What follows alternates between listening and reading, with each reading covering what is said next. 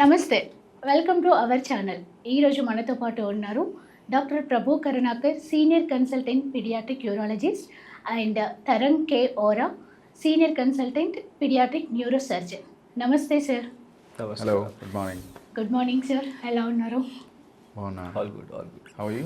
I'm good sir, thank you. మీ designation sir senior consultant paediatric urologist and senior consultant paediatric neuro surgeon. Yes. ఈ designations చాలా రేర్గా వింటుంటాము. అసలు చాలామందికి ఏంటి అంటే ఇదొక డెసిగ్నేషన్ ఉందని, వేటికి ట్రీట్మెంట్ చేస్తారో కూడా తెలీదు, ఎవరిని ఎప్పుడు కన్సల్ట్ అవ్వాలో కూడా తెలీదు. సో అసలు మీ డెసిగ్నేషన్స్కి, మీ దగ్గరికి వచ్చే పేషెంట్స్కి మీరు ఎలాంటి డిసీజెస్కి ట్రీట్మెంట్ ఇస్తారు, ఎలాంటి డిసీజెస్ ఉన్న పీపుల్ అంటే పిల్లలు మిమ్మల్ని కన్సల్ట్ అవ్వాలి, మాకు ఎక్స్ప్లెయిన్ చేస్తారా sir? So first of all paediatric urology అంటే ఇది ఒక విభాగం అండి. చిన్నపిల్లల్లో మూత్రాశయం, మూత్రపిండాలకు సంబంధించిన సర్జరీ చేసే విభాగం అనమాట. ఓకే. ఇవి చాలా వరకు పీడియాట్రిక్ యూరాలజిస్ట్ అనే వాళ్ళు మనలాంటి దేశంలో చాలా తక్కువ మంది ఉంటారు అనమాట. ఇన్ఫ్యాక్ట్ ఇప్పుడు పీడియాట్రిక్ యూరాలజీని చూస్తే మన దేశం మొత్తం మీద ఎక్స్క్లూజివ్ పీడియాట్రిక్ యూరాలజీ చూస్తే ఒక 10 మంది కూడా ఉంటారు పట్టమని. సో అలాంటిది ఒక అరుదైన బ్రాంచ్ అనమాట.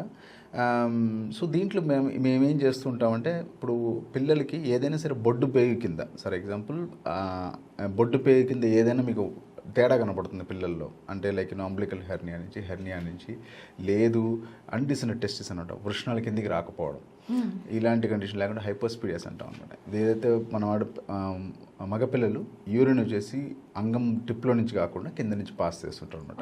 సో ఆల్ దీస్ కండిషన్స్ అంటే మీకు బయట కనబడేవి, ఇవి బయట కనబడే కండిషన్స్ వచ్చేసి మీరు పీడియాట్రిక్ యూరాలజిస్ట్ని కలవాల్సి ఉంటుంది అనమాట. నెక్స్ట్ ఏంటంటే, సపోజ్ మీకు స్కాన్స్లో పైన నుంచి ఇప్పుడు కిడ్నీ నుంచి మూత్రాశయం దాకా మీకు ఎక్కడన్నా ఏమన్నా ప్రాబ్లం అనిపించిన, బ్లాక్ లాంటిది కానీ, స్టోన్ లాంటిది కానీ, ట్యూమర్ లాంటిది కానీ, ఇలాంటి సమయంలో పిల్లలు 0 నుంచి 18 ఏళ్ళ మధ్యలో వచ్చి పీడియాట్రిక్ యూరాలజిస్ట్ని కలవాల్సి ఉంటుంది అనమాట for their best treatments. So ఇవన్నీ conditions that we deal with. Okay sir, మీరు ఇప్పుడు అన్డిసెండెడ్ టెస్టిస్ అన్నారు కదా. మామూలుగా ఏంటి అంటే మగపిల్లలు పుట్టగానే అందరూ హ్యాపీగా ఫీల్ అవుతారు, అబ్బాయి పుట్టాడు అని. ఇప్పటికీ అది కంటిన్యూ అవుతూనే ఉంది, స్టిల్ ఇట్స్ గోయింగ్ ఆన్. చాలామందికి ఏంటంటే దానివల్ల ఏమైనా ప్రాబ్లమ్స్ అన్డిసెండ్ టెస్టిస్ వల్ల అది ఫైండ్ అవుట్ చేయడానికి ఉండదు. అది పెడియాట్రిషియన్స్ కూడా చాలామందికి చూపించరు, బాబు పుట్టగానే చూయించాలా లేదా, అది ఫైండ్ అవుట్ చేయడానికి కూడా కష్టంగా ఉంటుంది. సో అది ఎలా ఫైండ్ అవుట్ చేయాలి, ఎప్పుడు పీడియాట్రిషియన్ యూరాలజిస్ట్ని కలవాలి సార్? సో మీరు పీడియాట్రిక్ యూరాలజిస్ట్ని దీంట్లో ఏ సిచ్యువేషన్లో కలవాలి అంటే, ఫస్ట్ ఆఫ్ ఆల్ ప్రతి ఒక్క పేరెంట్కి నేను అడ్వైస్ చేసేది ఏంటంటే, వృషణాలు 2 కింద మీకు కనబడుతున్నాయా, ఆ వృషణ సంచుల్లో కనబడుతున్నాయా అన్నది మీరు చూడాలన్నమాట. ప్రతి పేరెంట్ వాళ్ళ అబ్బాయి పుట్టిన తర్వాత వృషణాలు 2 వృషణ సంచుల్లో ఉన్నాయా లేదా, ఒకవేళ లేదని మీకు చిన్న డౌట్ ఉన్నా మీరు పీడియాట్రిషియన్ని కలిసేసి, దాని తర్వాత కూడా కొంచెం డౌట్ ఉన్నా మీరు always you to come back to paediatric urologist. ఎందుకంటే ఇట్ నీడ్స్ ఫిక్సింగ్. ఆ వృషణాలు ఏంట్రా అంటే మన శరీర ఉష్ణంతో పోల్చుకుంటే కొంచెం ఉష్ణం తక్కువ ఉండాలన్నమాట. అంటే ఒక 4 డిగ్రీలు తక్కువ ఉండాలి. దేనికి? వీర్యం తయారీకి, తర్వాత మగపిల్లల హార్మోన్ తయారీకి, టెస్టోస్టెరాన్ అంటాం అన్నమాట. ఎప్పుడైతే వృషణాలు వచ్చేసి లోపల ఉంటాయో దాని పనితీరు తక్కువైపోతుంది అన్నమాట. బోత్ వీర్యం తయారు చేయడానికి కూడా, తర్వాత టెస్టోస్టెరాన్ హార్మోన్ తయారు చేయడానికి కూడా. సో అందుకని ఖచ్చితంగా అవి కిందకు ఉండాలి, అలా పైన ఉండడానికి లేదు. సో వృషణాలు పైన ఉన్నాయా లేదా అనేది పేరెంట్ గమనించి, సపోజ్ మన వృషణాలు పైన ఉన్నట్టు మీకు అనిపిస్తే ఖచ్చితంగా ఒక పీడియాట్రిక్ యూరాలజిస్ట్ని కలవాల్సి ఉంటుంది అనమాట. ఓకే. సో అండ్ ఇప్పుడు మీరు ఎక్స్ప్లెయిన్ చేశారు కదా, ఇలాంటిది ఏదైనా ఉన్నప్పుడు వాళ్ళకి అందరిలాగే నార్మల్ లైఫ్ లీడ్ చేయొచ్చా సార్, లేదు అంటే ఏమైనా కాన్సిక్వెన్సెస్ ఫేస్ చేయాలా? ఈ వృషణాల్లో 2 వైపులు బైలేటరల్ అంటాం, యూనిలేటరల్ అంటాం. యూనిలేటరల్ అంటే ఒకవైపు వృషణాలు మాత్రమే కిందికి రాకుండా పోవడం.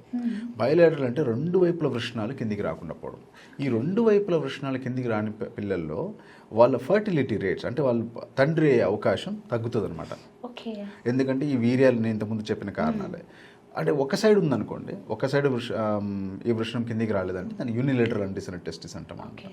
ఇలాంటి కండిషన్లో నార్మల్ పాపులేషన్తో పోల్చుకుంటే ఫాదర్ అయ్యే ఛాన్సెస్ మాత్రం పెద్దగా తక్కువేమి ఉండదు, కానీ నెంబర్ ఆఫ్ ట్రయల్స్ ఎక్కువ అవుతాయి అనమాట. అంటే అటెంప్ట్ ఎక్కువ అవుతాయి ఫాదర్ అవ్వడానికి, అంతేగాని దీంట్లో పెద్ద తేడా ఉండదు. కానీ 2 వైపుల వృషణాలు ఎప్పుడైతే కిందికి దిగలేదో అవి ఖచ్చితంగా ఫర్టిలిటీని ఎఫెక్ట్ చేస్తుంది అనమాట. ఫ్యూచర్లో క్యాన్సర్గా మారే అవకాశం కూడా ఉంది అలాగే వదిలేస్తే. సో అది చాలా ఇంపార్టెంట్. మీ వృషణాలు కిందికి తీసుకొచ్చి పెట్టడం అనేది చాలా ఇంపార్టెంట్. దాని తర్వాత ఫాలో అప్ చేయడం కూడా చాలా ఇంపార్టెంట్. అంటే మనము ఇది ఫైండ్ అవుట్ చేయలేదు అనుకోండి సార్. ఒక 1 ఇయర్ అవుతుంది, 2 ఇయర్స్ అయితుంది. అక్కడ ఏదైనా టైం పీరియడ్ ఉంటుందా? ఈ టైంలోపే మనం ఇది గమనించాలి. లేకపోతే తర్వాత ప్రాబ్లమ్ అవుతుంది, ట్రీట్మెంట్ ఉండదు. అలా ఏమైనా ఉంటుందా? ప్రస్తుతానికి రికమెండేషన్స్ ఏమున్నాయంటే, అంటే ఇది బెటర్ ఏంటంటే అండి, 1 సంవత్సరం వరకు వెయిట్ చేయొచ్చు. టెక్నికల్లీ 9 నెలలే వెయిట్ చేయాలి. ఎందుకంటే దాని తర్వాత 9 అది months. దానంతట అది వచ్చే అవకాశం చాలా తక్కువ. But we tend to extend, అది ఇండియన్ సినారియో కాబట్టి we tend to extend to 1 year actually. ఇప్పుడు నేను యునైటెడ్ స్టేట్స్లో ఉన్నప్పుడంతా it is we're all trained for 9 months of ఆర్కియోపెడిక్. 9 నెలలకి అది ఆపరేట్ చేస్తాం. ఓకే. బట్ ఇప్పుడు ఏంట్రా అంటే, లైక్ కరెంట్లీ 1 ఇయర్ దాకా ఆగచ్చు, but not beyond 1 year of age. You have to get it fixed by the time it is 1 year of age. First birthday తర్వాత ఫిక్స్ చేయించుకోవాలి ఒకవేళ అలాంటి సిచ్యువేషన్ ఉంటే. ఓకే. లేట్ చేస్తే ఏమవుతుంది సార్? లేట్ చేస్తే ఇప్పుడు నేను చెప్పినవే అండి, ఏంటంటే వృషణాలు పైన ఉండడం వల్ల దాని వీర్యం తయారు చేసే కెపాసిటీ కానీ, లేదు దాని హార్మోన్ తయారు చేసే కెపాసిటీ కానీ, ముందు వీర్యం తయారు చేసే కెపాసిటీ చాలా ఎఫెక్ట్ అవుతుంది, హార్మోన్ తయారు చేసే కెపాసిటీ ఎఫెక్ట్ అవుతుంది. ఫ్యూచర్లో క్యాన్సర్ వచ్చే అవకాశం కూడా ఉంటుంది అనమాట. లేట్ అయ్యే కొద్దీ క్యాన్సర్ వచ్చే అవకాశం పెరుగుతూ పోతుంటుంది, హార్మోన్ తగ్గడం, తయారు చేసే ఎబిలిటీ తగ్గిపోతూ ఉంటుంది, వృషణం వీర్యం తయారు చేసే ఎబిలిటీ కూడా తగ్గిపోతూ ఉంటుంది అనమాట కాలక్రమేణా. Okay sir.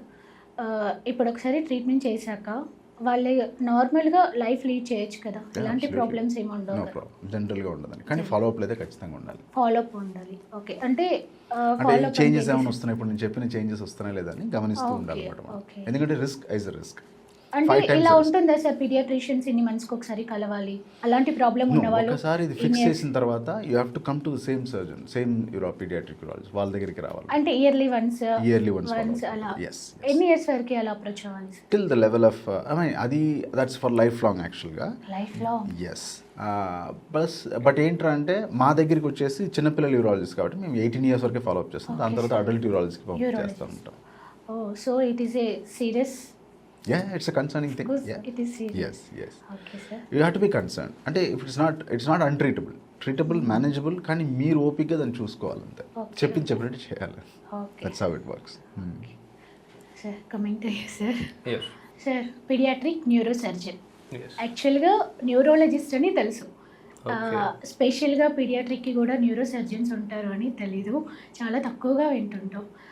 Which kind of diseases people approaching you sir?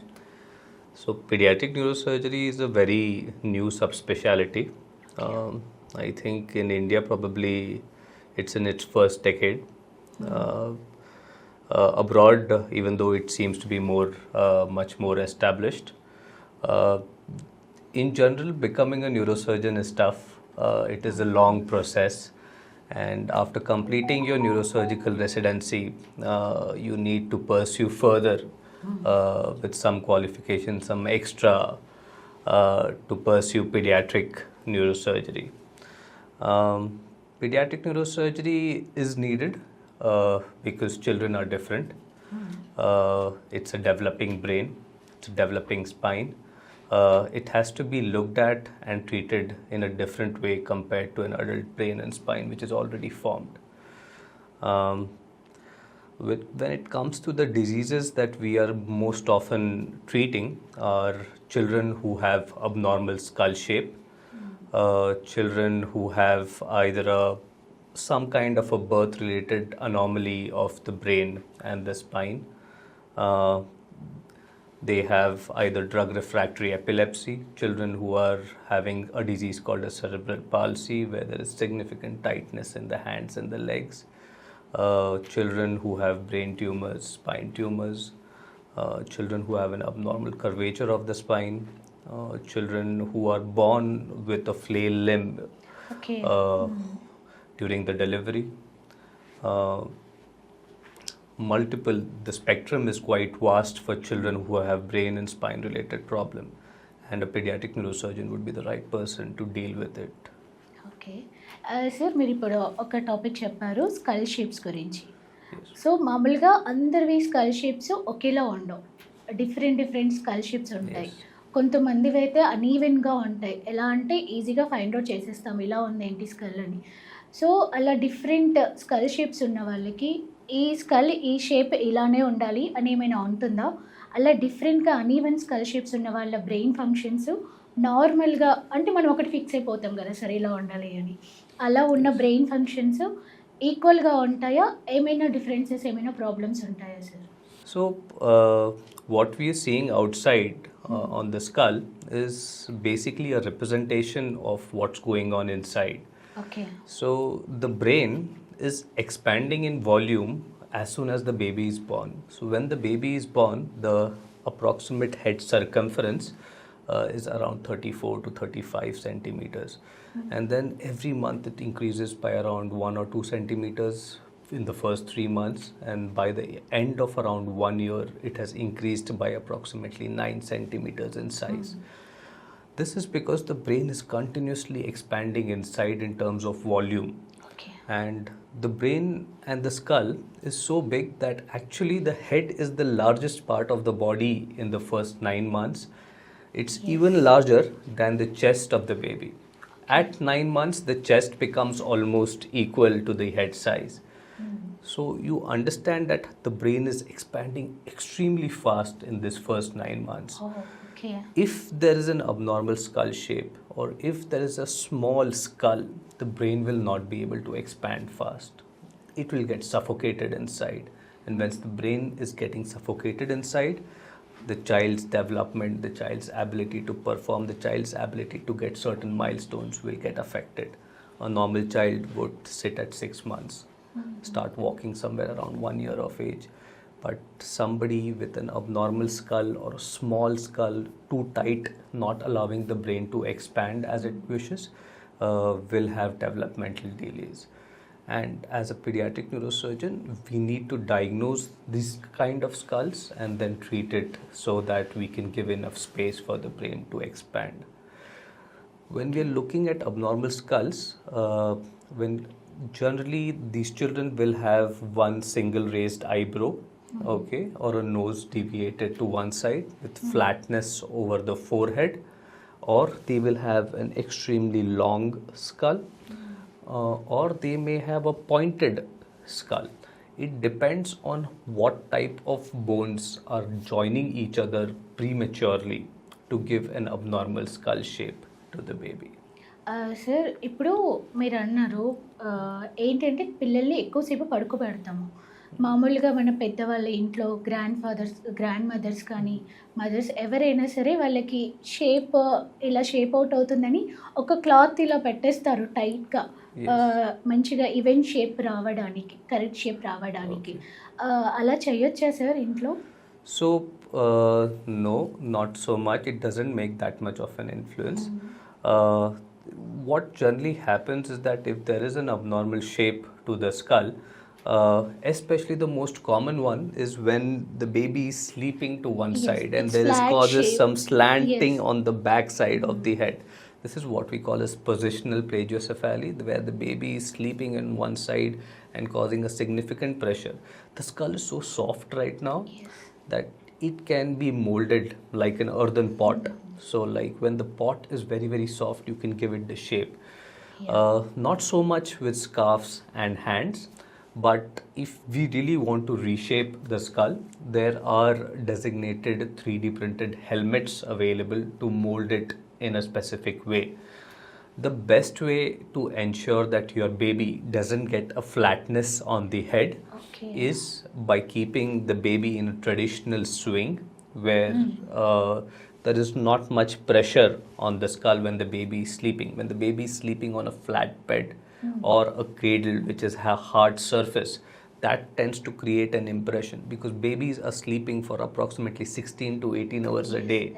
So when they sleep in that same position for a very long time, it creates an impression on the skull. The best way to deal with it is to keep them in a cloth swing where the there is not much pressure on the skull, or use a millet seed pillow.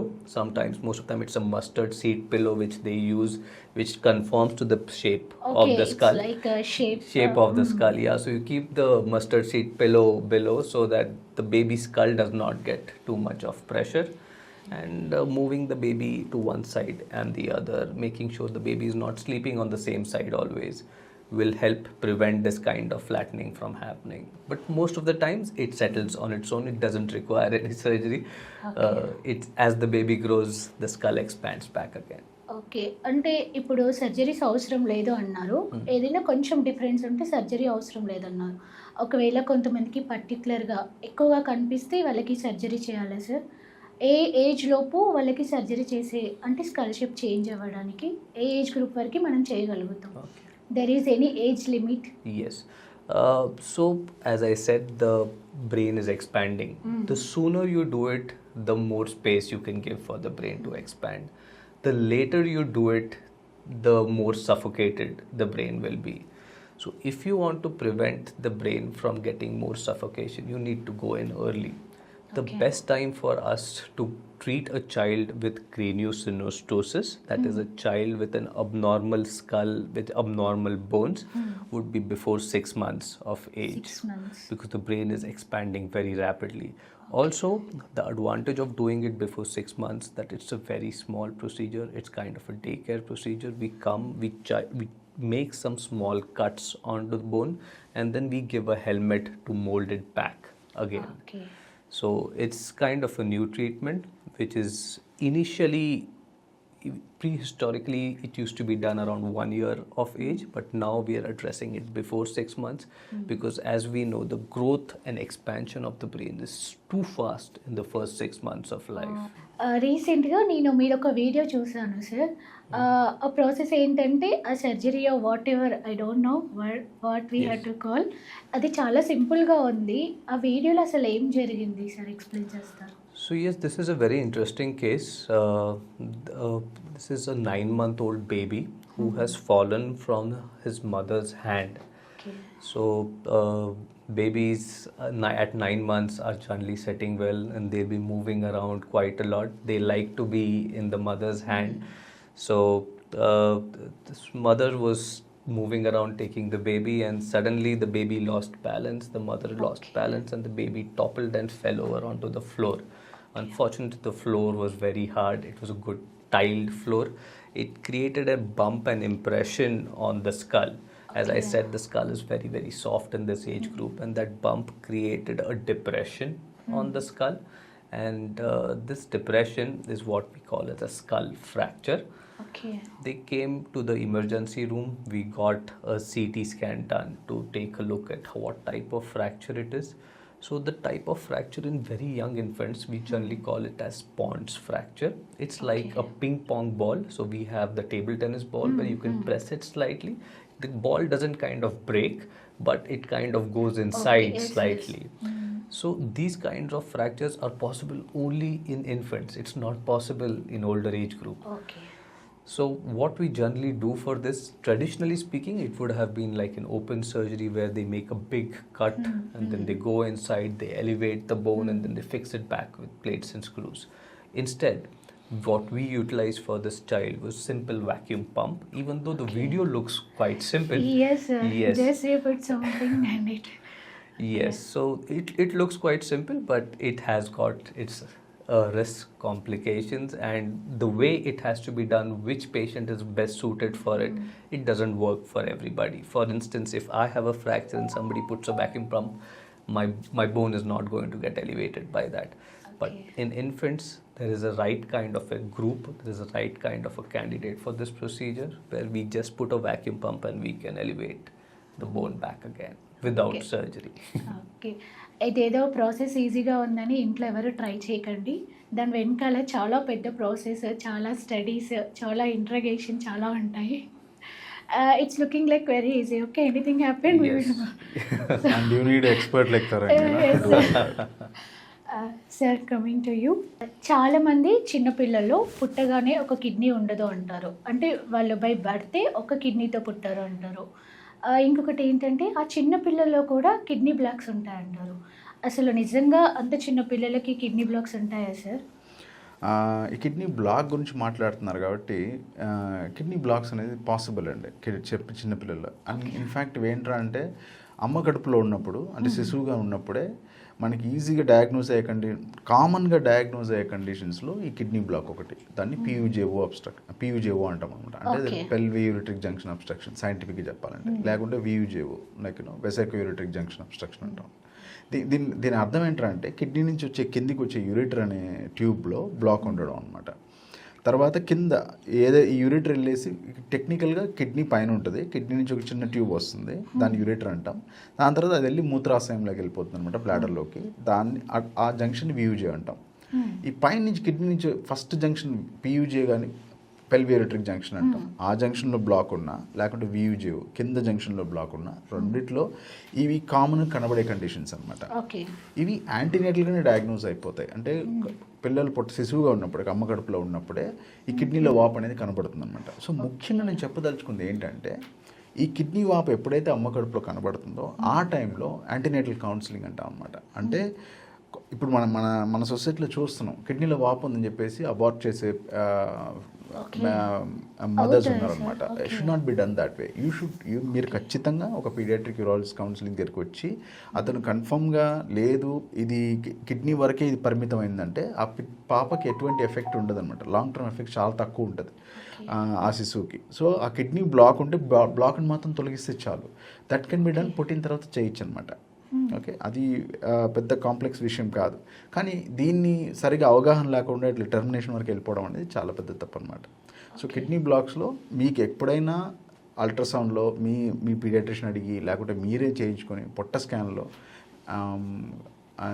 శిశువుగా ఉన్నప్పుడు, లేకపోతే అమ్మ కడుపులో ఉన్నప్పుడు కానీ, దాని తర్వాత కానీ ఎప్పుడైనా పొట్ట స్కాన్లో వచ్చేసి మీకు కిడ్నీలో వాపు ఉందని కనపడితే ఫర్ ష్యూర్ ఒకసారి మీరు పీడియాట్రిక్ యూరాలజిస్ట్ని కలవాల్సి ఉంటుంది. ఓకే, ఎక్కువ వరి అవ్వాల్సిన అవసరం లేదు, అబార్షన్స్ వరకు వెళ్ళకుండా ఉండొచ్చు, అవసరమే లేదు, ట్రీట్మెంట్ ఉంది. There are few conditions like that, కానీ అవి చాలా చాలా చాలా చాలా అరుదు అనమాట. అబార్షన్ వరకు వెళ్ళేవి అనమాట. ఓకే, మీరు ఇప్పుడు కిడ్నీ గురించి చెప్పారు సార్. నేను రీసెంట్గా మీరు ఒక వీడియో చూసాను సార్. అసలు ఆ వీడియోలో ఏం జరిగింది, ఆ పాపకి ఎలాంటి ట్రీట్మెంట్ ఇచ్చారు సార్? What happens? ఇది వచ్చేసి ఒక సంవత్సరం పాప. అంటే ఈ పాపకు వచ్చేసి సేమ్ ఇట్లా పుట్టక ముందే అమ్మ కడుపులో ఉన్నప్పుడే వచ్చేసి ఒక రైట్ సైడ్ కిడ్నీ బాగా వాపు ఉండే ఈ పాపకి. దానికి కారణం ఏంటంటే అంటే ఇప్పుడు నేను చెప్పింది యూరిటర్కి మూత్రాశయానికి మధ్యలో ఉండే జంక్షన్లో బ్లాక్ ఉందన్నమాట. వియూజేఓ అంటారు అనమాట, వెసైకో యూరిటరిక్ జంక్షన్ అబ్స్ట్రక్షన్. ఇలాంటి కండిషన్లో ఏంటంటే ఫస్ట్ దానికి అది బెటర్ అవుతుందో లేదో చూడడానికి వచ్చేసి ఈ పాపకి 3 నెలలప్పుడు స్టెంట్ వేసాం. ఆ జంక్షన్లో బ్లాక్ని తొలగించడానికి, బ్లాక్ని బైపాస్ చేయడానికి స్టెంట్ వేసాం కింద నుంచి. కానీ దాని తర్వాత కూడా బ్లాక్ పెద్దగా ఏం రిలీవ్ అంటే ఇప్పుడు కిడ్నీ ఫంక్షన్ నార్మలైజ్ అయింది, కానీ బ్లాక్ రిలీవ్ కాలేదు. సో బ్లాక్ రిలీవ్ కాలేదు కాబట్టి మేమేం చేయాల్సి ఉంది ఈ పాపకి ఫస్ట్ బర్త్డే తర్వాత 2 నెలల తర్వాత వాట్ వి డిడ్ వాస్ దీని రోబోట్ సహాయంతో, like I'm a robotic surgeon two. So robot సహాయంతో ఏం చేసామంటే ఆ బ్లాక్ని తొలగించి మళ్ళీ రీకనెక్ట్ చేసాం అన్నమాట బ్లాడర్కి, మూత్రాశయానికి, ఏది యూరిటర్ని. సో దీనివల్ల ఏంటంటే బ్లాక్ కంప్లీట్గా రిలీవ్ అయిపోతుంది, యూరిన్ బ్లాక్ లేకుండా మూత్రాశయానికి వెళ్ళిపోతుంది అనమాట. సో దీన్ని వెసైకో యూరిటరిక్ రీఇంప్లాంటేషన్ అంటారు అనమాట టెక్నికలీ. సో ఇలాంటి కండిషన్స్ వచ్చి బ్లాక్లోనూ చేస్తారు, రిఫ్లెక్స్లోనూ చేస్తారు. But it all depends, like ఏ పరిస్థితిలో అవసరం, ఏ పిల్లవాడికి ఎలాంటి కండిషన్ ఉందో దాని తగ్గట్టు మనం చేయాల్సి ఉంటుంది అనమాట.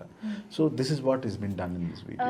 ఇప్పుడు ఈ సర్జరీకి ఎంత టైం పడుతుంది సార్? పిల్లలు మళ్ళీ ఎప్పట్లాగానే అందరితో ఆడుకోవచ్చా? వాళ్ళకి అందరిలో కలిసిపోవడానికి ఎంత టైం పడుతుంది?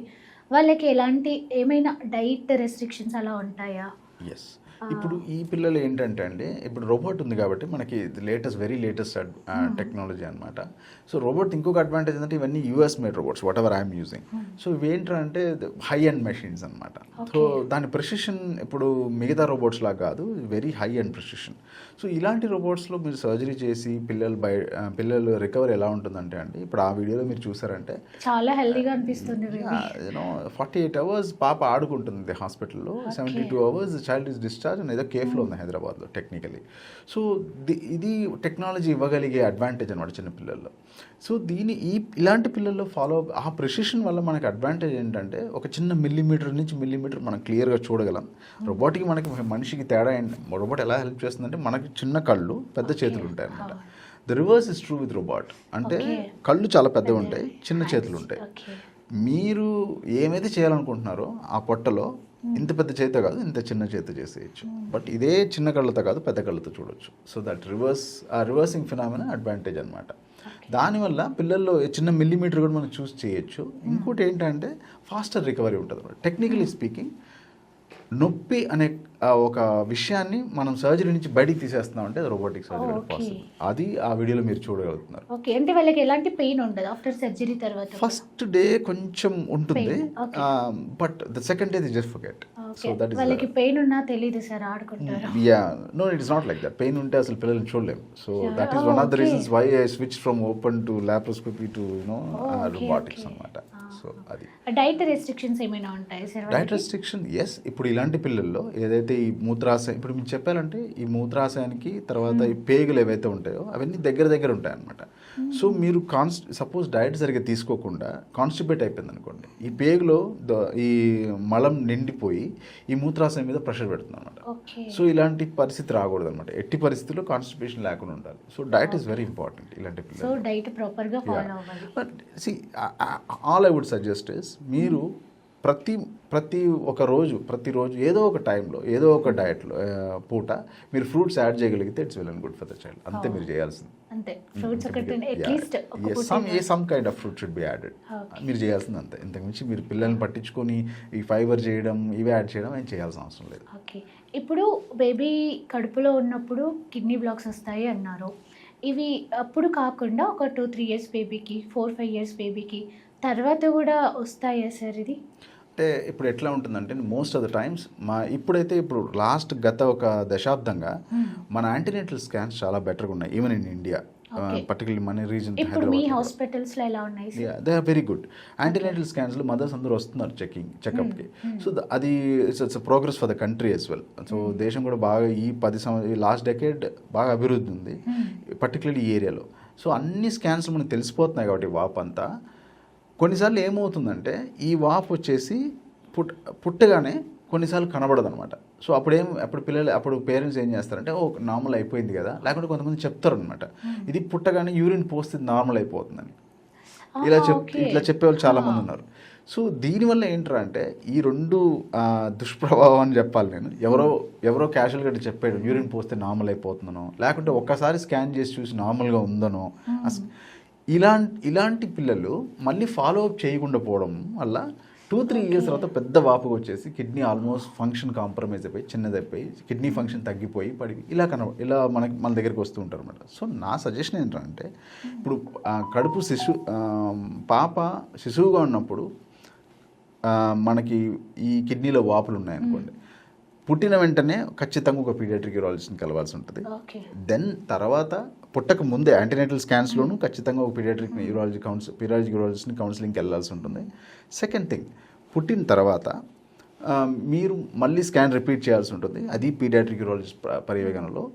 నెక్స్ట్ ఏంటంటే దాని ఫాలో అప్ వచ్చేసి వాళ్ళు ఏం చెప్తారు, like depending on severity condition ఆ కండిషన్ ఒక సివియారిటీని బట్టి వాళ్ళు ఎన్ని నెలల తర్వాత ఫాలో అప్ అవ్వాలని పీడియాట్రిక్ యూరాలజిస్ట్ చెప్తారనమాట. సో దాని తగ్గట్టు మీరు ఫాలో అప్ అవ్వాల్సి ఉంటుంది. సో దట్ ద కిడ్నీ ఫ్యూచర్లో ప్రాబ్లం రాకుండా ఉంటుంది. ఇవన్నీ ప్రివెంటబుల్ కాజెస్ ఆఫ్ సీకేడీ అంటాం. అంటే కిడ్నీని ఇలా వదిలేస్తే కిడ్నీ డ్యామేజ్ అయిపోయి రీనల్ ట్రాన్స్ప్లాంట్కి వెళ్ళిపోతుంది. కానీ మనం ముందే గ్రహించి ముందే ఇవన్నీ చూసుకుని దానికి తగ్గట్టు మనం లైక్ ఎక్కడైతే ప్రాబ్లం ఉందో అక్కడ మాత్రం ఫిక్స్ చేసుకోగలిగితే వాళ్ళకి ఇవన్నీ ప్రివెంటబుల్ అనమాట. అంటే ఫ్యూచర్లో ప్రాబ్లం ఇవ్వదు మోస్ట్ ఆఫ్ ద టైమ్స్. ఇప్పుడు మీరు ముందే యూరాలజిస్ట్కి కన్సల్ట్ అవ్వాలి అని చెప్పారు, పీడియాట్రిక్ యూరాలజిస్ట్కి కన్సల్ట్ అవ్వాలి అని చెప్పారు. కానీ సార్ ఇవన్నీ ఏంటి అంటే నార్మల్గా రూరల్ ఏరియాస్లో ఉన్న వాళ్ళకి తెలీదు. ఇప్పుడు గైనకాలజిస్ట్ మనకి ఏమైనా సజెస్ట్ చేస్తుందా ఈ ప్రాబ్లం ఉంది, వాళ్ళు ఫైండ్ అవుట్ చేసి పేరెంట్స్కి చెప్పగలుగుతారా? అంటే డైరెక్ట్ పీడియాట్రిక్ యూరాలజిస్ట్ని కలవాలని ఎవరికీ ఉండదు. మామూలుగా ప్రెగ్నెన్సీ రాగానే కలిసేది గైనకాలజిస్ట్ని, వాళ్ళని మీట్ అవుతాం. సో వాళ్ళు ఏమైనా సజెస్ట్ చేస్తారా మనకి ఎలా ఫైండ్ అవుట్ చేయాలి సార్? కొంచెం కష్టం కదా. Yes. So as the country evolves like మీకు స్పెషాలిటీస్ ఎవాల్వ్ అయిపోతూ ఉంటాయి. మరి ఇప్పుడు మీకు ఎక్స్క్లూజివ్ పీడియాట్రిక్ యూరాలజిస్ట్ దొరకాలి కదా సార్, కష్టం, చాలా రేర్. మీరు కరెక్ట్గా అడుగుతున్నారు. సో ఇప్పుడు మీరు హైదరాబాద్ అంటే తికి చూసారంటే you'll see only me as an.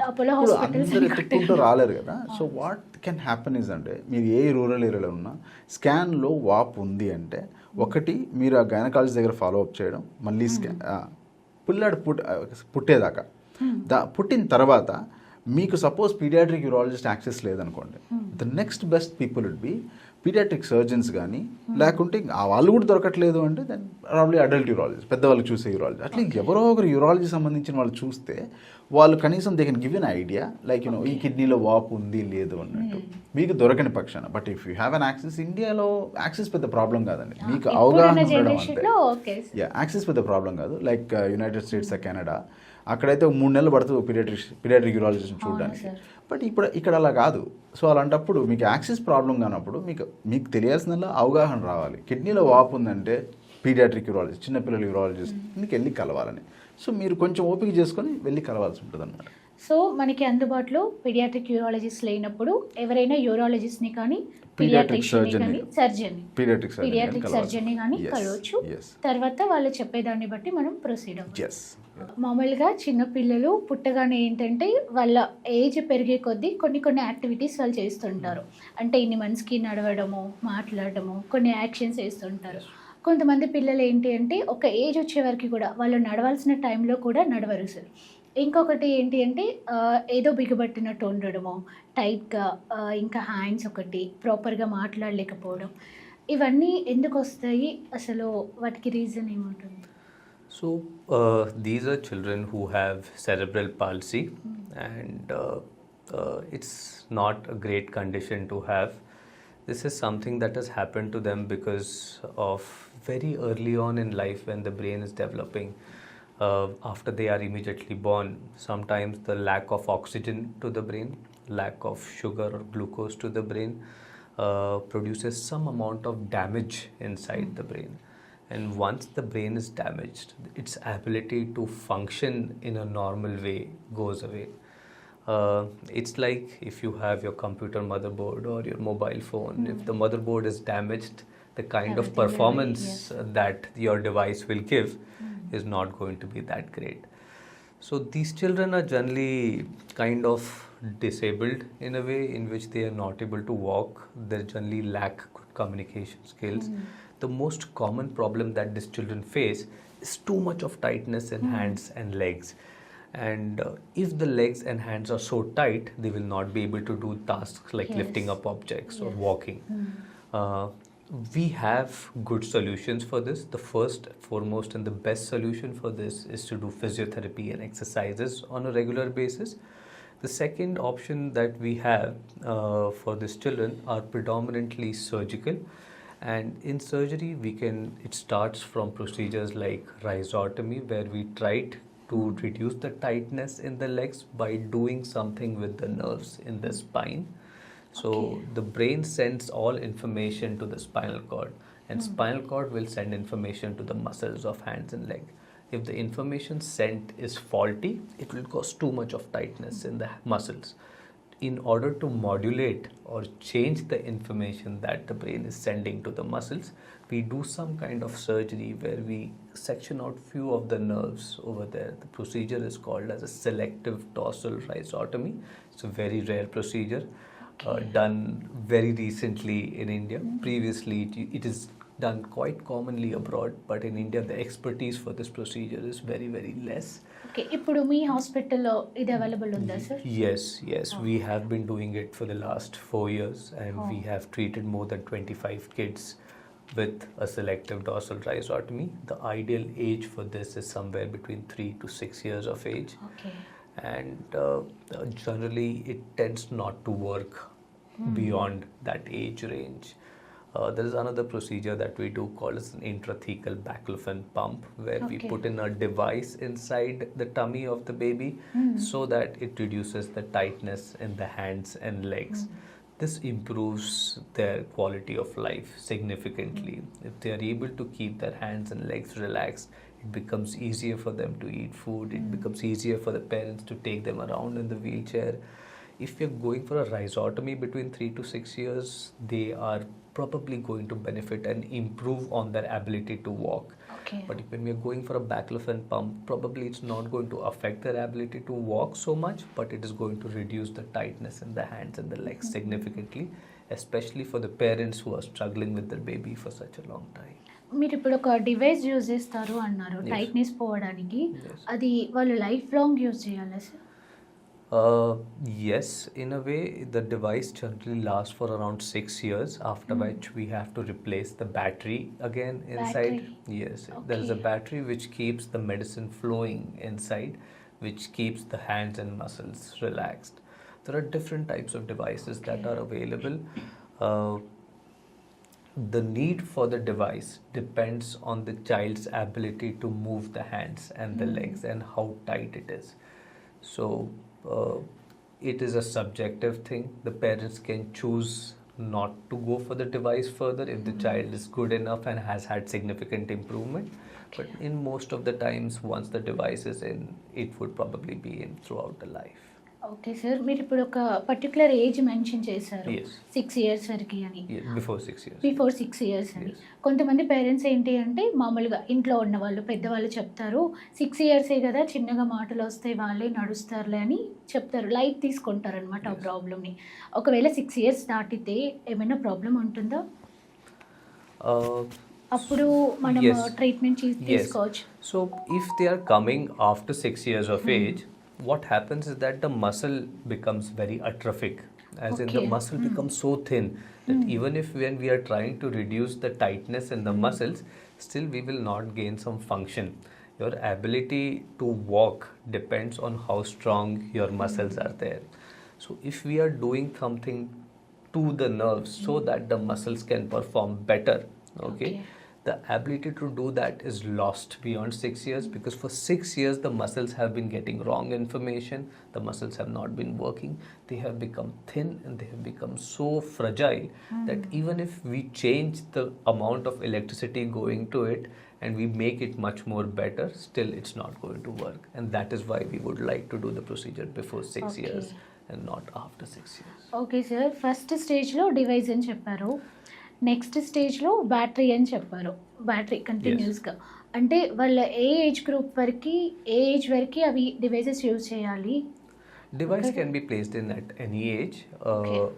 It can be continued lifelong, Lifelong. as lifelong for the kids if needed. Okay, if needed. If needed, everybody is different. Everybody's amount Yes, of damage to the brain is different, which is causing this kind of hand and legs tightness. ఇలాంటి symptoms మనం ఎప్పుడు start అవుతుంది sir age గ్రూప్లో? It is generally diagnosed by the age of around 1.5 year. Okay, And ఆ ఏజ్లో find out చేస్తే 1 yearలో కానీ 1.5 yearలో కానీ డివైస్ యూజ్ చేయకుండా, ఇలాంటి బ్యాటరీస్ యూజ్ చేయకుండా అవాయిడ్ చేయొచ్చా మనం? no, the devices and battery would be used predominantly for an older age group and not for the younger age group. For a younger age group, somebody who is diagnosed at around 1.5 year and the parents have noticed that the child is not developing well, not able to walk, there's too much of tightness, the first thing to do would be to take physiotherapy sessions on a regular basis. Sometimes physiotherapy can work as magic, and Okay. with physiotherapy, if the child is able to walk and do his activities, then we won't be intervening. It Okay. is only when physiotherapy is not working, between 3 to 6 years, we would offer a procedure called a selective dorsal rhizotomy, which does not have any device. It's a one-time procedure where we are simply modulating the amount of electricity that is going to the muscles.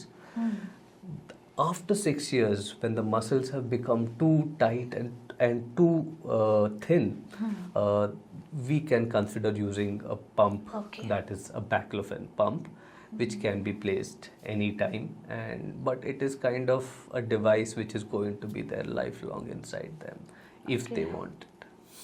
Okay, అమ్మో చాలా ఉన్నాయి sir.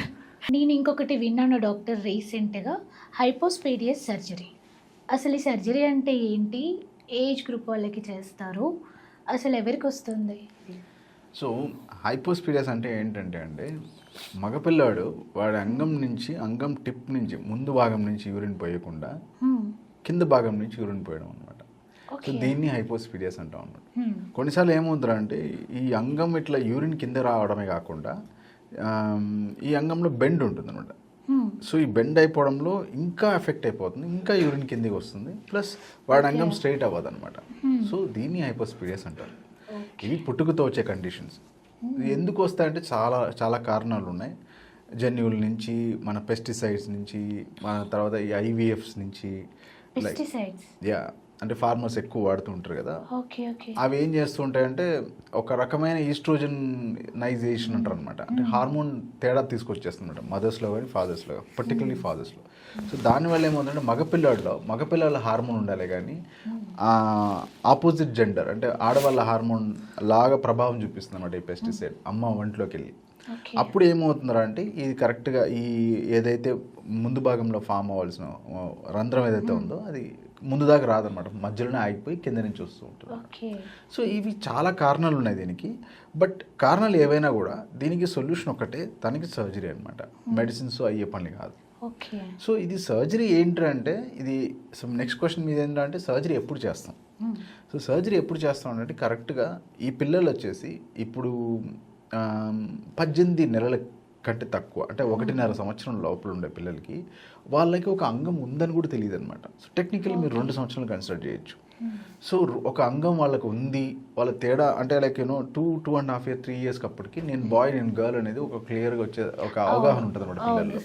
అంతకు ముందు పెద్దగా అవగాహన ఉండదు, particularly at 2 years of age. So వాళ్ళకి ఒక అంగం ఉన్నప్పుడే ఉందని తెలియనప్పుడు, మైండ్ ఇంకా రిజిస్టర్ కానప్పుడు అప్పుడే సర్జరీ చేసేయడం అనేది చాలా బెటర్ అనమాట. అంటే కరెంట్ అమెరికన్ గైడ్లైన్స్ అన్నీ ఏం చెప్తున్నాయంటే 6 months నుంచి 18 months లోపల ఎప్పుడైనా మీరు ఆపరేట్ చేయొచ్చు, that will be the best time to operate. కానీ ఇంతకుముందు మన కంట్రీలో ఫాలో అయ్యేదంటే అంటే ఒక 10 సంవత్సరాల క్రితం మేబీ నేను రెసిడెంట్ టైంలో ఉన్నప్పుడు మన దేశంలో ముఖ్యంగా మనం ఆలోచించేదంటే స్కూల్కి వెళ్ళే ముందు ఆపరేట్ చేస్తే చాలా అన్నట్టుండే అనమాట. కానీ దాంట్లో డిసడ్వాంటేజ్ ఏంటంటే వాళ్ళకి అంగంలో ఏదో ఒక సర్జరీ జరిగినట్టు వాటికి రిజిస్టర్ అయిపోతుంది అనమాట. ఇది ఏం చేస్తామంటే ఇది సపోజ్ ఈ టైం లోపల లైక్ 1.5 సంవత్సరం లోపల చేసాం అనుకోండి, వాళ్ళ అంగం ఉన్నట్టు కూడా తెలియదు, అంగం మీద ఒక సర్జరీ జరిగినట్టు కూడా తెలియదు. So everything is done by the time. అంటే వాళ్ళు ఆ అవగాహన వచ్చే టైంకి అన్నీ రెడీ ఉంటాయి, సెట్ అయిపోతుంది. సో ఇది ఒక పెద్ద అడ్వాంటేజ్ మీరు ఎర్లీగా సర్జరీ చేస్తున్నప్పుడు ఈ హైపోస్పీడియస్ అనే కండిషన్. కానీ ఈ హైపోస్పీడియస్ అంటే ఏంటంటే ఇవి రిసెప్టార్స్ అంటారు అనమాట. అంటే మగపిల్లల హార్మోన్ రిసెప్టార్స్ తేడా ఉండడం వల్ల ఈ ప్రాబ్లం వస్తుంది అనమాట. ఇవి చాలా కాంప్లెక్స్ ఏరియాస్. అంటే ఏంటంటే ఈ హైపోస్పీడియస్ అనే సర్జరీకి రియల్ టైమ్ ఎక్స్పర్ట్ కావాలి. అంటే it needs around 10 to 14 years of somebody's expertise to get there. అది చాలా కాంప్లెక్స్. లేకపోతే జస్ట్ హైపోస్పీడియస్ అని చెప్పేసి ఇలా ఆపరేట్ చేసి 10 రోజుల్లో మళ్ళీ కాంప్లికేషన్ వస్తుంది. సో అంగం మీద మళ్ళీ సర్జరీ అనేది ఒక మగపిల్లడి అంగం మీద it's a complex area. So అందుకని you have to reach out to an expert. ఇది మాత్రం ఐఎమ్ వెరీ స్పెసిఫిక్, మీరు ఖచ్చితంగా ఒక పీడియాట్రిక్ యూరాలజిస్ట్ని వెళ్ళవలసిందే. ఎందుకంటే వి సీ థింగ్స్ ఎవ్రీడే. చాలా వరకు ఈ హైపోస్పీడియస్ అన్ని కాంప్లెక్స్ కేసులే చూస్తూ ఉంటాం అనమాట. ఆల్రెడీ ఎక్కడో చోట కాంప్లికేట్ అయ్యి వస్తున్న కేసులు, బికాస్ దానికి చాలా ఎక్స్పర్టీస్ కావాలి ఫర్ దట్ హైపోస్పీడియస్ మాత్రం. ఇది it's not a normal surgery that you do it and then send the child. No. Okay, child అంగం మీద రెండో సర్జరీకి ఆలోచించాలి ఎవరైనా సరే. అవును. సో ఇలాంటి ప్రాబ్లమ్స్ ఉన్నప్పుడు మీరు మంచి ఎక్స్పర్ట్స్ని కలిసి చేయించుకోండి. ఎందుకంటే అలాంటి ప్లేసెస్ కాంప్లెక్స్ సర్జరీస్ కాబట్టి మంచి సీనియర్ ఎక్స్పర్ట్స్ని కలవండి, మనకి మంచిది. అండ్ సార్ ఇప్పుడు మీరు చెప్పారు ట్రీట్మెంట్ ఒకసారి చేశాక మళ్ళీ ఏం రాదు కదా సార్ ప్రాపర్గా చేశాక? అంటే it all depends on the expertise. Most probably like as you get in to expert zone. So దాంట్లో అందుకే మీకు పీడియాట్రిక్ యూరాలజీ అని ఒక సపరేట్ విభాగం, ఒక యూరాలజీ తర్వాత లేకుంటే పీడియాట్రిక్ సర్జరీ తర్వాత కానీ ఇంకా 2 years స్పెండ్ చేస్తే కానీ మీరు పీడియాట్రిక్ యూరాలజిస్ట్ అవ్వలేరు. సో ఒక అడల్ట్ యూరాలజిస్ట్ 2 years స్పెండ్ చేయాలి, లేకుంటే ఒక పీడియాట్రిక్ సర్జన్ 2 years స్పెండ్ చేయాలి. So that needs lot of అక్కడ ఆ లెవెల్ ఫోకస్ ఉంటే తప్ప, కంటిన్యూస్ ఎక్స్పర్టీస్ ఉంటే తప్ప ఈ సర్జరీస్ అంతా it will not fetch you good ఈ రిజల్ట్స్ అనమాట. ఒక్కసారి ఆ జోన్కి చేరుకున్న తర్వాత యూఆర్ మీకు ప్రపంచంలో ఇది ఒక చిన్న కండిషన్ కదండి. ఈ ఒక్క కండిషన్ కోసం అంగంలో ప్రపంచవ్యాప్తంగా ప్రతి సంవత్సరం ఒక ఇంటర్నేషనల్ కాన్ఫరెన్స్ జరుగుతుందంటే నమ్మండి. సో అది విషయం. సో ఇంతమంది దాన్ని ఇంకా ఫిగర్ అవుట్ చేస్తున్నారు అనమాట. సో అంత కాంప్లెక్స్ సబ్జెక్ట్ అది. సో ఇప్పుడు ఏంటంటే ఇది ఒక్కసారి సర్జరీ జరిగిపోయిన తర్వాత మోస్ట్ లైక్లీ అంటే ఒక ఎక్స్పర్ట్తో జరిగిన తర్వాత most likely will never have a problem. Okay, కానీ ఇన్ జనరల్ ఏంట్రా అంటే ఒక 10 నుంచి 20% కాంప్లికేషన్ ఉంటూనే ఉంటాయి unless expert performs it. So this is more important. ఈ ఏరియా మాత్రం I would suggest you should get surgery perform by an expert. And కాలక్రమేణా లైక్ ఒకసారి ఇది సక్సెస్ఫుల్ అయిన తర్వాత ఆ బెండ్ అంతా కూడా బెటర్ అయిన తర్వాత వాడికి ఆ యూరిన్ పోయడం కానీ లేకుంటే రేపు పొద్దున వాడి పిల్లవాడు మళ్ళీ తండ్రి అవ్వడం కానీ ఆ వీర్యం బయటికి రావడం కానీ దీంట్లో ప్రాబ్లమ్స్ ఎటువంటి ప్రాబ్లమ్స్ ఉండదు mostly. Right, provided that all needs. దీనిలో చాలా నోన్ కాంప్లికేషన్స్ చాలా ఉన్నాయండి. 20-30% దాకా పిల్లల్లో కాంప్లికేషన్స్ వస్తాయి. కానీ దాన్ని once you get to the expert zone అవన్నీ లెస్ దాన్ 1% తగ్గించేయచ్చు అనమాట. సార్ నేను ఇంకొకటి విన్నాను, హైఫన్స్ ఇంటర్నేషనల్ ఫౌండేషన్ మీ ఇద్దరు కలిసి స్టార్ట్ చేస్తున్నారని విన్నాను. సో మీ మాటలో దాని గురించి మాకు ఎక్స్ప్లెయిన్ చేస్తారా? So You can start. So ఇది ఏంటంటే అండి, హైఫన్స్ అని ఎందుకు ఆలోచించామంటే, I got to know like ఇప్పుడు మీరు ఇప్పుడు నేను 2-3 దేశాలు తిరిగానంటే, like from United States, Europe అంతా.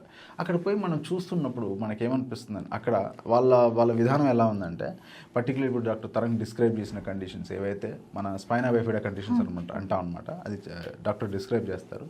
ఎక్కడైతే నరాలు వచ్చేసి వాళ్ళ నరాలతోనే కాదు, మా మూత్రాశయాలతో కూడా ప్రాబ్లం అనమాట. అంటే ఆ నరాలు వచ్చేసి సరిగ్గా మూత్రాశయానికి కానీ లేకుంటే కింద ఉండే పేగ్ కానీ రానప్పుడు ఏమవుతుందంటే, ఈ పిల్లలు వచ్చేసి న్యూరోజెనిక్ బ్లాడర్స్ అనే కండిషన్స్ వస్తాయి అనమాట. దాన్ని అర్థం ఏంటంటే, ఈ పిల్లలు ఎప్పుడూ లీక్ అవుతూనే ఉంటాయి, యూరిన్ లీక్ అవుతూనే ఉంటుంది ఆ బ్లాడర్ వల్ల.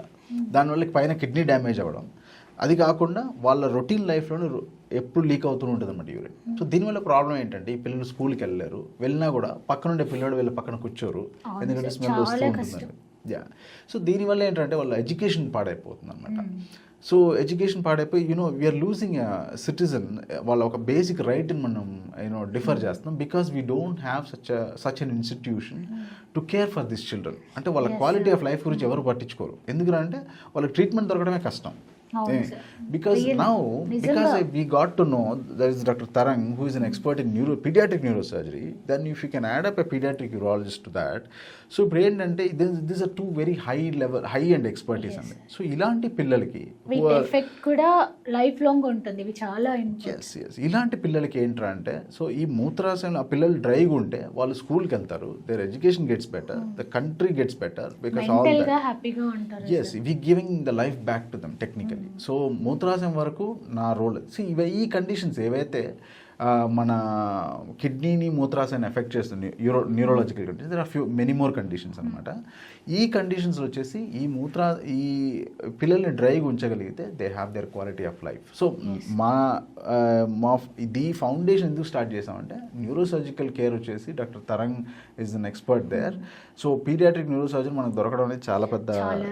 So on top of it like ఇలాగా తను న్యూరోసర్జికల్ కేర్ తీసుకుంటే, then I can take the urology part of it, paediatric urology part of it. So both of us together ఈ పిల్లల్ని వాళ్ళ న్యూరోలాజికల్ గ్రోత్ కూడా బెటర్గా చేసుకోవడం మా బాధ్యత. తర్వాత అట్ ద సేమ్ టైం మూత్రాశయాల్ని, మూత్రపిండాలని safeguard urology related safeguard చేయగలిగితే వాటిని కిడ్నీ ఫెయిల్యూర్ నుంచి కాపాడచ్చు. At the same time you can give them the life quality of life that deserving. So ఇక్కడికి వెళ్ళకుండా మీ హైఫన్స్ ఇంటర్నేషనల్ ఫౌండేషన్స్కి వస్తే బెటర్.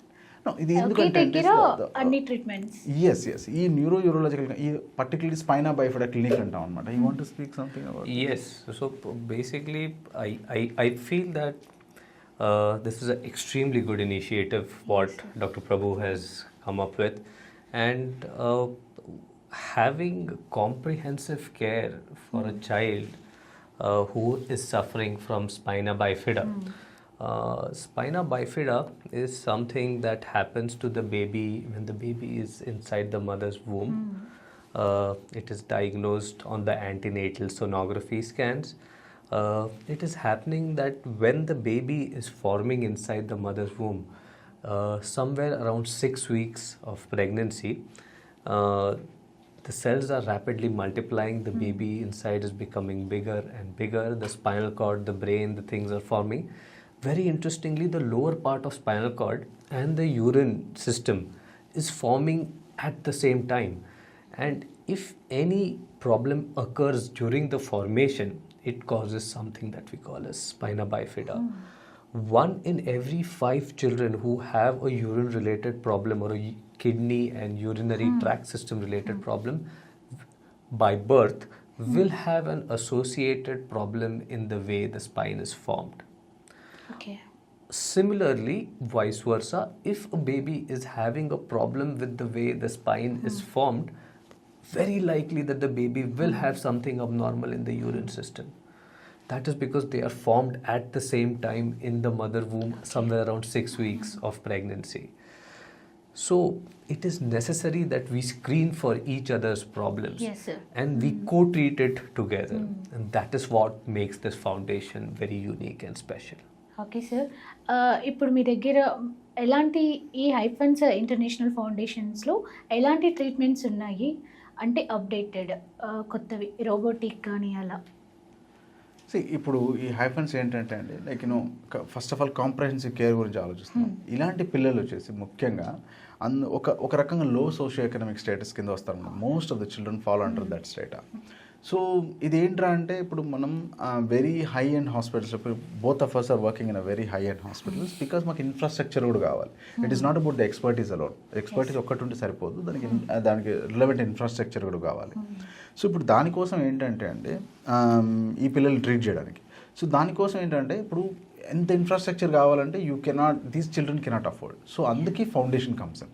సో అప్పుడు ఏంటంటే ఈ children who are cannot completely afford, minimal కాస్ట్తో whatever is possible with this expertise, like conditions ఏవేవైతే treat అవుతాయంటే neurosurgical conditions like spina bifida అని డాక్టర్ తరంగ్ చెప్తున్నారు. So all the spina bifida conditions are treated here. Neuro related అన్ని సంబంధించినవి. Yes, and relevant like దానికి రిలేటెడ్గా urological conditions ఏవైతే ఉన్నాయో what are the preventable conditions. Particular ఇంతకుముందు నేను చెప్పినట్టు వాళ్ళని ఫస్ట్ డ్రై చేయడం, తర్వాత వాళ్ళ కిడ్నీస్ని ప్రొటెక్ట్ చేయడం అనమాట. అంటే లాంగ్ టర్మ్గా వాడి కిడ్నీ డ్యామేజ్ అవ్వకుండా చూసుకోవడం.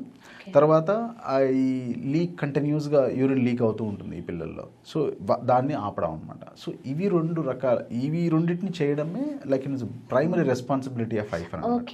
So this also adds up few more specialist like paediatric ortho కానీ, పీడియాట్రిక్ న్యూరో కానీ, పీడియాట్రిక్ నెఫ్రో కానీ. ఇవన్నీ ఏంటంటే చాలా తక్కువ పోర్షన్లో ఉంటుంది అనమాట. So whenever we need them will ask them to the children will get the care from them as well. సో అవి చాలా చిన్న పార్ట్ అనమాట. సో ట్రీట్మెంట్ కాస్ట్ కూడా చాలా తక్కువగా ఉంటుంది అంటున్నారు. That's what we aiming and that's what we are trying to do. Very good initiation sir, really it's very good initiation. And also ఇది లొకేషన్ ఎక్కడ ఉంటుంది సార్? మిమ్మల్ని అప్రోచ్ అవ్వాలంటే ఎలా అప్రోచ్ అవ్వాలి? You want to take the question, Doctor? Yes, so we are providing services at predominantly two places. One is the Little Star Hospital in Banjara Hills and second is Apollo Hospitals. And they can approach us through the website, through the phone contact that has been mentioned on the website, or they can approach us directly at the hospitals that we are affiliated with. And also, Friday specifically, Yes. we are running the clinic, Spina Bifida clinic laga, through the Hyphen Foundation. Friday, ఇద్దరం available ఉంటాం అనమాట, both in the morning and afternoon in both the hospitals. ఆ ఒక్క రోజు మాత్రం it's dedicated day for Spina Bifida clinic. Then any other day, if you want an expert for a pediatric urology expert or a pediatric neurosurgery expert, you can always go back to the Hyphen and you can book an appointment and come back. Okay sir. అంటే Apollo హాస్పిటల్కి వచ్చి కూడా మిమ్మల్ని consult అవ్వచ్చు sir దీని గురించి? అవ్వచ్చు. Okay. ఇంకా లొకేషన్ లిటిల్ స్టార్ అని చెప్పేసి currently only 2 hospitals are associated with the hyphen foundation. Slowly will see what else which all hospitals can provide their infrastructure for us. Okay. ఇంకొకటి వేరే డాక్టర్స్ ని కూడా మీరు ఇన్వైట్ చేస్తున్నారు కదా? We have a forum to invite the other doctors also who are all interested, because this has to be done almost like a charity. So we want the as I told you, వాళ్ళంతా ఈ lower socio economic స్టాండర్డ్స్లో ఉండే పిల్లలకి most commonly these are the children affected by this neurological condition, particularly spina bifida అంతా. So ఇలాంటి కండిషన్కి వచ్చేసి మనం who are doctors are coming, so they should be little ready to contribute from there and almost free of cost అట్లా అనమాట. So that is how it's, and we are also inviting people who can contribute for this cause. Like for example, if somebody is we have so many corporate companies and with their CSR funds they can help us out. I mean, if they are ready to contribute, this is for a greater cause actually. Hyphens International Foundation. ఈ Hyphens International Foundation ఏంటి అంటే మధ్యతరగతి వాళ్ళకి, below మధ్యతరగతి వాళ్ళకి, మీ పిల్లలకి ఎలాంటి severe problems ఉన్నా న్యూరాలజీ గురించి కానీ, యూరాలజీ గురించి కానీ మీరు తక్కువ ప్రైస్లో మంచి ఎక్స్పర్ట్స్ డాక్టర్స్ దగ్గర ట్రీట్మెంట్ చేయించుకోవచ్చు. ఇంకా ఎవరైతే డాక్టర్స్ ఈ ఫౌండేషన్స్లో మీరు మీ పరంగా హెల్ప్ చేయాలనుకున్నా, మీ సర్వీస్ పిల్లలకి ప్రొవైడ్ చేయాలనుకున్నా హైపెన్స్ ఫౌండేషన్ ఇంటర్నేషనల్ ఫౌండేషన్ని మీరు అప్రోచ్ అవ్వచ్చు. ఇది ఎక్కడ అంటే లిటిల్ స్టార్ బంజారా హిల్స్లో ఒకటి, అపోలో హాస్పిటల్స్ జూబ్లీ హిల్స్లో ఉంది. మీరు డాక్టర్స్ స్పెషల్ పేజ్తో కానీ స్పెషల్ కన్సల్టెన్సీతో కానీ అప్రోచ్ అవ్వచ్చు. మీరు హైఫన్స్ అని అన్నారు సార్, అసలు హైఫన్స్ అంటే ఏంటి, ఫుల్ ఫామ్ చెప్తారా, అదే ఎందుకు తీసుకున్నారు? సో అది pediatric urology and neurosurgery combined term అండి. అది Hyderabad Pediatric urology and Neurosurgical International Foundation. So both of us are internationally trained. So we wanted to get the international care to children even out here. So అది quality of care చాలా difference ఉందండి మనకి అబ్రాడ్కి. So we wanted to get that kind of care for children suffering with pediatric children suffering with neurourological conditions. So the spine of clinics అనేది మన ఇండియాలో చాలా అరుదుగా జరుగుతున్నాయి. There are very few places which are running this clinics. So we thought will start one proper spina bifida clinic, and that too with international quality of care.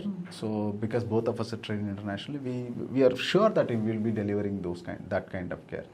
And Hyphens International Foundation is here to deliver affordable and comprehensive care for all children okay with with pediatric neurourological conditions.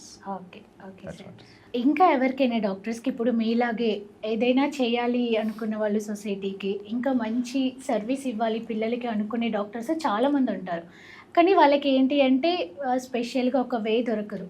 So అలాంటి doctors మిమ్మల్ని approach అవ్వచ్చా? Yeah. So we are actually welcoming pediatric orthopedicians Okay. and pediatric neurologists and pediatric nephrologists. fetal medicine people. And fetal medicine too. Fetal Okay. medicine, antenatal, all these people Okay. they can contribute to this foundation. If they are Okay. contributing, it will be much more bigger thing to play, and it is much more bigger responsibility of all of us put together towards the society. Okay, all my dear respected good hearted doctors, మీ అందరికీ Hyphens international ఫౌండేషన్కి welcome. మీరు కూడా మీ సర్వీసెస్ని మీ ఎవరైతే children's వెనుకబడిన వాళ్ళు ఉన్నారో, ఎవరైతే చిల్డ్రన్స్కి వాళ్ళకి ఇవి ఉన్నాయి అని ఇలాంటి ట్రీట్మెంట్ ఉందని తెలీదో వాళ్ళందరికీ మీ హెల్ప్ కావాలి, మీరు ఇందులో జాయిన్ అవ్వచ్చు. ఇంకొకటి ఏంటి అంటే చాలామంది పిల్లలు సీజర్స్ వస్తుంటాయి, అదే ఫిట్స్ అంటారు. కొంతమందికి ఏంటి అంటే లైఫ్ లాంగ్ మెడికేషన్ యూజ్ చేయాలని అంటారు. ఇంకొంతమంది పిల్లలు ఏంటి అంటే వాళ్ళకి మెడికేషన్ ఇచ్చినా మెడిసిన్స్ యూజ్ చేసినా తగ్గవు. అది సీరియస్ ఇష్యూనా సార్? వాటికి ట్రీట్మెంట్స్ ఉంటుందా, Yes. లేకపోతే ఏమైనా సర్జరీస్ త్రో మనం వెళ్ళొచ్చా? People are not very much aware, but surgery is an excellent modality to treat seizures, especially in children who are on more than 2 medication to stop seizures from happening, and still the seizures are happening. 70% of those children can develop freedom from seizures for life with surgery. We have 3 different types in that, and one is disconnection, one is resection, and third is neuromodulation. Okay, These are the 3 main types of surgeries that we have for children who are not responding with the medication. As I said, the brain is developing right now, and if somebody is giving electrical shocks to the brain when the Okay. brain is developing, it is going to affect them badly. Seizures are okay. nothing but electrical shocks. So like when you're touching a wire which is not insulated and you get that jerking, yes. seizure is something similar to that, something happening inside the brain. And in order to stop that from happening, we need to find out where the electricity is leaking from. So in the brain, there are certain areas where the electricity leaks. If as doctors we are able to spot the exact area where the electricity is leaking, we can go in and remove that part of the brain and stop the electricity from discharging abnormally and making seizures happen. Okay, మీరు ఇప్పుడు చెప్పిన ప్రొసీజర్లో sir బ్రెయిన్లో నుంచి ఒక చిన్న part తీస్తాము అని చెప్పారు. So what is it sir, అలా తీయచ్చా? Oh, yes. So, even though it may sound easy, if you open the motherboard of the computer and you decide to take out one part out of it and then you restart the computer to make it work normally, it is easier said than done. So it is a complex thing inside the brain, and that is why you need to come to an expert to Yes, find out definitely, how to sir. get that done. Definitely. మీరు ఇప్పుడు ఏదైతే చెప్పారో బ్రెయిన్లో నుంచి ఒక చిన్న part తీసి చేస్తాము అని, అలా మీ దగ్గర మిమ్మల్ని అప్రోచ్ అయిన ఏజ్ గ్రూప్లలో స్మాలెస్ట్ ఏజ్ గ్రూప్ వాళ్ళు ఉన్నారు sir? So the youngest child that I have operated, somebody with such kind of disabling seizures, is a 5-month-old baby, 5 months. where we have disconnected one full half of brain from the other side because this baby's one half of brain was leaking electricity. The procedure is called hemispherotomy, where we disconnect one half of brain from the other half of the brain. అంటే ఆ baby And the baby is doing fine. ఆ బ్రెయిన్తో continue అవ్వచ్చా sir? Yes, the other half of brain which is healthy enough is taking over the function of the whole brain. And that happens in young children because we have something called as neuroplasticity. Okay okay. అంటే ఇప్పుడు అడల్ట్లో ఇలాంటివి ఏమన్నా possible అవుతాయా sir? It is possible, but in adults it can be very much disabling because the brain is kind of rigid and formed now. Whereas in children, the brain is still developing. So when we are doing something, the brain has the ability to autocorrect and make some modifications as the brain is developing. మామూలుగా నాకు ఎక్కువగా knowledge లేదు దీని గురించి. నాకు తెలిసినంత వరకు బ్రెయిన్లో every part every nerve, every neuron ఒక బాడీ పార్ట్కి కనెక్ట్ అవుతుంది అంటారు. Yes. మీరు అప్పుడు ఆ పార్ట్ తీసేశారు అంటున్నారు. ఆ remaining Brain will take up the function. Okay okay. అంటే కంటిన్యూ చేసుకోవచ్చా సార్? Yes.